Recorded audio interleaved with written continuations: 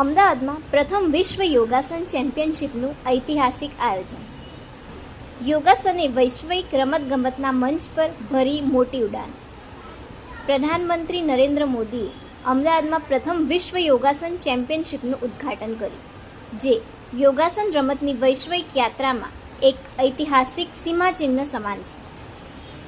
કેન્દ્રીય યુવા બાબતો અને રમતગમત તેમજ શ્રમ અને રોજગાર મંત્રી ડૉક્ટર મનસુખ માંડવિયાએ અને ગુજરાતના મુખ્યમંત્રી શ્રી ભૂપેન્દ્ર પટેલે યોગાસનને મુખ્ય આંતરરાષ્ટ્રીય રમતગમત સ્પર્ધાઓમાં સ્થાન અપાવવા માટે પ્રયાસોને સમર્થન આપ્યું.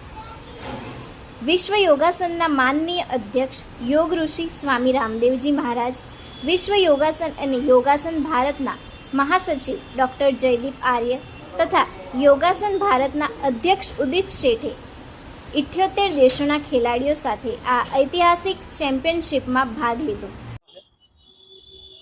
दुनिया की 78 कंट्री के एथलीट यहाँ उपस्थित है. 500 से अधिक एथलीट कंपटीशन में पार्टिसिपेशन करेंगे. अहमदाबाद और गुजरात के लिए गौरव की बात है कि इतिहास के साक्षी बनने का अवसर वर्ल्ड योगासना फेडरेशन ने अहमदाबाद को दिया है. ये चैंपियनशिप योगा को आगे बढ़ाएगी, योगासना को आगे बढ़ाएगी और दुनिया में भारत के सॉफ्ट पावर के रूप में योगासना एक अच्छा प्रचार के रूप में हमारे लिए उपयोगी होंगे.